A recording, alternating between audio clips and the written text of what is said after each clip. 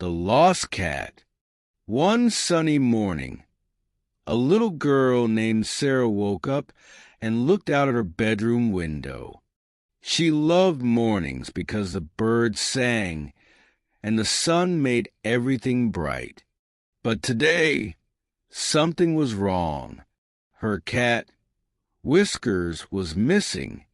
Whiskers was a small, fluffy, white cat with big green eyes. Sarah called, "Whiskers, Whiskers, where are you?" But the cat did not come. Sarah became worried. She looked under her bed, behind the curtains, and even in the kitchen cupboard. But Whiskers was nowhere to be found. Maybe Whiskers went outside, she thought. Sarah quickly put on her shoes and ran into the garden. She checked near the flowers, under the bushes, and even by the big oak tree, but still no Whiskers. "Have you seen Whiskers?" Sarah asked her neighbor, Mr. Brown. Mr. Brown was watering his plants. "No, I haven't," he said, "but I will keep an eye out for him."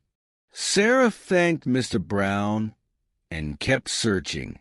Next, Sarah went to the park near her house. The park was full of children playing, people walking their dogs, and birds chirping in the trees. Sarah asked a boy playing with a ball, "Have you seen a white cat with green eyes?" The boy shook his head. She asked an old woman sitting on a bench, "Have you seen my cat, Whiskers?" The old woman smiled and said, "No, dear, but I hope you find him soon." Sarah felt sad. She sat down on the grass and thought about where Whiskers could be. Suddenly, she heard a soft meow. Sarah looked around.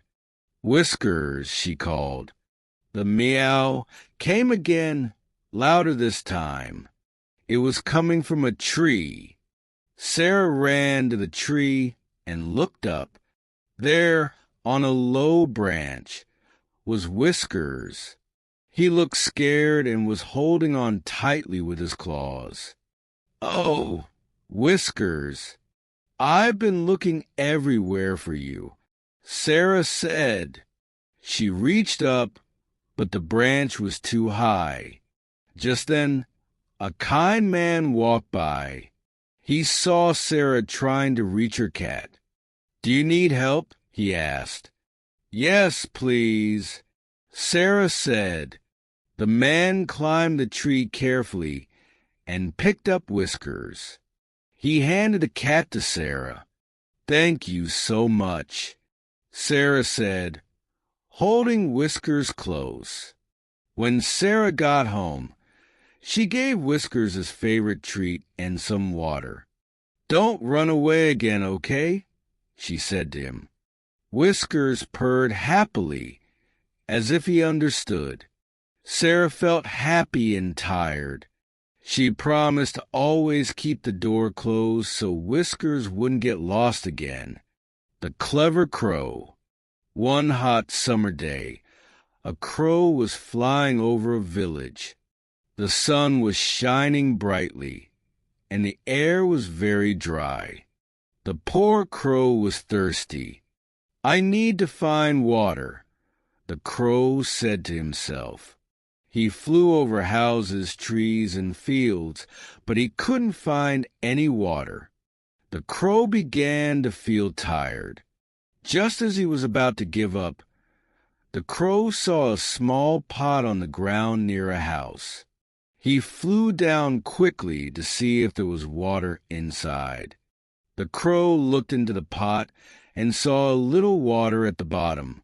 "Finally, some water," the crow said, feeling happy. But there was a problem. The water was too low, and the crow's beak couldn't reach it. The crow thought for a moment. "What should I do?" he wondered. He looked around and saw some small stones lying on the ground. Then the crow had an idea. He picked up a stone with his beak and dropped it into the pot. He watched as the water rose a little. The crow smiled. "This is working." The crow kept picking up stones and dropping them into the pot one by one. With each stone, the water level rose higher and higher. After a while, the water was close enough for the crow to drink. He dipped his beak into the pot and drank the cool, refreshing water. The crow felt so happy and proud of himself. "I didn't give up, and I used my brain," he said. Feeling strong and refreshed, the crow flew away to enjoy the rest of his day. Moral of the story: never give up when you face a problem. Use your mind and think of a smart way to solve it.